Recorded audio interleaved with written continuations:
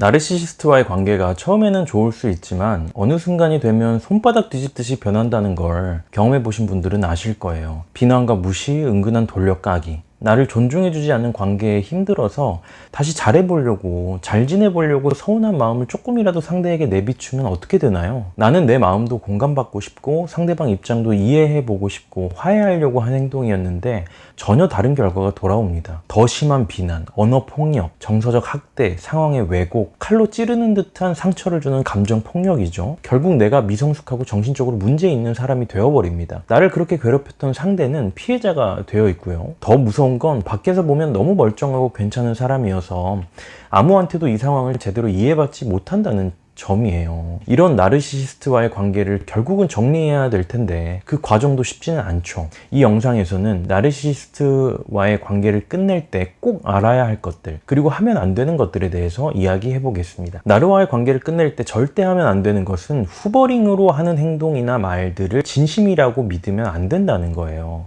왜냐하면 그 말과 행동들에 흔들리게 되면 똑같은 나르시시스트 사이클을 반복하게 될 뿐이기 때문이에요. 이걸 꼭 기억하셔야 됩니다. 후버링이란 말을 처음 들어보시는 분도 있을 텐데요. 후버링은 나르와의 관계를 끝낸 후에 나르가 다시 돌아와서 나를 다시 회유하려고 꼬시려고 하는 나르시시스트의 모든 시도들을 이야기하죠. 후버링에 대한 저의 느낌은 이래요. 다시 연락을 닿게 하려고 갖은 잔머리를 다 쓰는 느낌이죠. 다른 사람을 이용해서 내 죄책감을 자극하는 방법은 비일비재해요. 야, 걔 너 때문에 되게 힘들대. 야, 연락은 한번 좀 받아줄 수 있지 않냐? 가족과의 관계라면 더 심합니다. 갑자기 친척이 전화 와서 야, 그래도 부모님인데 너무 매정하지 않아? 너한테 잘못한 거 알고 있대. 너 그러다 나중에 후회한다. 이런 말들을 전합니다. 나르의 연락에 답장을 안 하면 답장을 할 수밖에 없게 만드는 연락을 남기기도 하죠. 실수인 척하면서 중요한 내용을 잘못 보내서 이거 잘못 보낸 것 같아 라는 답을 이끌어내려고 일부러 그런 문자를 남기기도 하고요. 너 때문에 극단적 선택을 할 것 같다. 너 없이는 안 될 것 같다는 협박을 하기도 하죠. 그리고 예전과는 다르게 자기가 변할 거고 너가 원하는 대로 모든 거를 맞춰줄 거라는 약속을 하기도 합니다. 이런 조종의 말들로부터 자유로워지기 위해서 완전히 연락을 끊고 차단을 한 경우에 정말 소름 끼치게 몰래 집 주변을 서성이기도 하고 어딘가에서 나를 지켜보고 있는 극단적인 스토킹의 경우까지 있을 수도 있어요. 생일이나 기념일, 크리스마스 같이 마음이 말랑말랑해졌을 때를 노려서 연락을 남겨놓기도 하고요. 상대가 나르시시스트가 맞다고 판단해서 관계를 정리한 거라면 이런 후버링에 버티고 넘어가지 말아야 합니다. 그렇게 해야 되는 데는 이유가 있어요. 정말로 당신이 그리워서 다시 잘 지내고 싶어서 연락한 게 아니기 때문이에요. 정말 잘해보려고 그리워서 하는 연락은 후버링과는 차이가 있어요. 그거는 나르시시스트가 관계를 맺는 본질적인 이유와도 관련이 되어 있는 부분이죠. 후버링을 할 때 나르시시스트들은 다시 당신을 이용하기 위한 미끼를 던지고 있을 뿐이란 걸 기억해야 돼요. 진심이 아니라는 거예요. 또 조종하려는 시도를 하고 있다는 겁니다. 이건 나르가 후버링을 하는 심리를 이해하면 더 명확하게 알 수가 있어요. 여러분이 이미 알고 있는 것처럼 나르들은 감정을 교류하고 친밀감을 느끼고 서로를 사랑하기 위해서 관계 맺지 않아요. 그게 가족이든 연인이든 친구이든 간에 말이죠. 자기의 자존감을 채우기 위해서 도구로서 인간을 이용하는 거. 이게 그들이 관계를 맺는 방식이고 이유입니다. 이 도구를 차지하고 잘 사용하기 위해서 거짓말을 하는 건 전혀 그들의 양심에 가책을 주는 일이 아니에요. 그저 숨쉬듯이 당연하게 편안하게 하는 일입니다. 왜냐면 양심 이런 것보다 이 상처난 자존감을 채우는 게 나르들에게는 훨씬 더 중요한 일이기 때문이에요. 거기에 목숨을 거는 사람들이에요. 보통 사람들도 생명의 위협을 받으면 그 상황에서 뭐가 중요하겠어요. 다른 사람을 이용하려는 그들의 욕구가 이 수준이라는 걸 이해해야 돼요. 생명의 위협 수준. 채워도 채워지지 않는 이 구멍난 심리 구조를 가지고 살고 있기 때문에 밑 빠진 독에 물 붓는 것처럼 계속 물을 붓지 않으면 살아갈 수 없는 사람들이 나르시시스트입니다. 후버링 과정에서 나르시시스트가 어떤 말을 하든 어떤 행동을 하면서 내 마음을 돌리려고 하든 그게 그리움이든 죄책감이든 걱정이든 기대감이든 뭐든 간에 그걸 충족시켜 줄 것 같이 하는 행동이 결국에는 충족될 수 없다는 걸 받아들이고 기억해야 합니다. 후버링은 내가 나르를 먼저 떠났든 나르가 나를 먼저 떠났든 언제든 일어날 수 있어요. 그냥 자기한테 이런 나르시스틱 공급, 자기애적 공급을 해줄 수 있는 서플라이, 공급자를 찾는 것일 뿐이기 때문이에요. 연락을 안 하고 나한테 집착을 하지 않았던 시간이 있었다면 그동안은 다른 사람 빨아먹고 있었을 뿐이에요. 그러니까 내가 필요 없었기 때문에 연락을 하지 않았던 거고, 더 이상 빨아먹을 다른 사람이 없어져서 그러면은 예전 기억을 떠올리는 거죠. 아, 그때 걔 내가 착취하기 좋은 애였는데 다시 한번 미끼 던져봐야겠다. 이게 바로 후버링의 본질입니다. 그러니까 여러분이 이런 패턴을 인식하시고 후버링을 잘 대처하실 필요가 있겠죠. 이렇게 떠나야 하는 것도 알고 그게 후버링이라는 것도 이제는 들어서 알겠고, 그런데 내 마음이 그게 어렵다는 분들이 있어요. 그런 마음으로 연락을 받아주면서 관계를 질질 끌게 되는 경우도 있고요.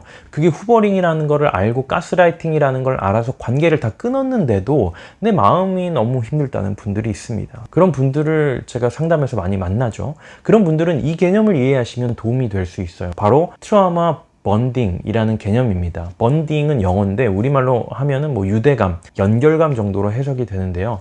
트라우마 번딩이라는 게 어떤 거냐면 나에게 트라우마를 주었던 사람에게 오히려 유대감을 느끼는 걸 말해요. 이성적으로 생각하면 전혀 이해가 안 되잖아요. 나한테 트라우마를 줬던 사람이고 그 사람이 했던 행동이 진심이 아니라 가스라이팅이고 조종이라는 걸 알게 되면 혐오감만 남을 것 같잖아요. 근데 실제로는 그렇지가 않더라는 거예요. 유대감, 뭔가 그리움, 그리고 좋았던 때도 있었는데 이런 느낌? 내가 관계를 떠나야겠다고 생각하고 그렇게 다짐하고 치료사나 주변 사람들한테 그렇게 말도 하는데 실제로 행동으로는 그걸 못 옮기는 경우, 나도 내 자신이 이해가 안 되는 상황이죠. 트라우마 유대감 때문일 수 있어요. 그러면 이 트라우마 유대감은 왜 생길까요? 내가 도대체 왜 그딴 사람을, 나를 파괴하는 관계를 그리워하는 걸까요? 이런 생각을 하면 진짜 나 자신한테 화가 나고 자책하게 되고 이런 나 자신에게 좌절감이 느껴지기도 하죠. 하지만 트라우마 유대감이라는 말이 있다는 것 자체가 많은 사람들이 이런 감정을 경험한다는 거잖아요. 유해한 관계를 떠나고 나서 그 관계에 대해 이런 느낌을 가지는 사람들이 정말 많아요. 물론 정도의 차이는 있겠지만 그래도 그때 이런 건 좋았는데 라고 하면서 그리움을 느끼는 경우가 참 많다는 거예요. 그러니까 일단 이런 감정을 느낀다고 해서 스스로를 비난하지는 않으시기를 바랍니다. 비난한다고 해서 해결되는 문제가 아니니까요. 이런 감정들조차도 내 잘못이 아니라 그 관계에 문제가 있었던 거고, 나는 비난하고 자책하며 후회하기보다는 이 감정을 잘 처리하고 해결해 나가면 되는 거죠. 해결할 수 있는 부분이고요. 트라우마 유대감이 생기는 이유는 실제로 좋았던 시절이 있었기 때문이에요. 나르와 맺는 관계의 초창기, 러브 바밍, 사랑 폭격이라고 부르는 상대에게 아주 잘해주면서 맞춰주는 시기가 있잖아요. 물론 부모-자녀 관계라면 이 시기가 없었을 거예요. 자녀는 나르 부모에게 처음부터 잘 보일 필요가 없는 약자였으니까요. 근데 성인이 돼서 만났던 애인이나 부부, 친구 관계라면 정말로 나한테 모든 걸 맞춰주면서 나의 로망을 실현시켜 주었던 이 시기가 있었을 거예요. 그 시기가 그립죠. 정말 내 소울메이트처럼 느껴지고 이 사람을 만나기 위해서 내가 지금까지 기다리고 있었던 것처럼 느껴지니까요. 그때 좋았던 그 느낌이 그리워지는 거는 당연한 것 같아요. 하지만 문제는 다시 만난다고 해서 그렇게 좋은 관계가 쭉 이어질 수 있을까? 그건 아니라는 거죠. 내가 좀 더 잘하면 가능하지 않을까라는 생각이 들더라도 이제는 여러분 그게 잘못된 생각이란 걸 알잖아요. 안타깝지만 나르가 관계의 초창기에 상대방에게 잘 맞춰줄 수 있는 이유는 뭐냐면 그들이 정체성이 아주 약하기 때문이에요. 그리고 거기에 자유자재의 거짓말을 할 수 있다는 거예요. 이게 두 가지가 합쳐져서 시너지가 나면서 목적을 위해서라면 어떤 사람이든 누구든 될 수 있는 그런 존재가 바로 나르시시스트인 거죠.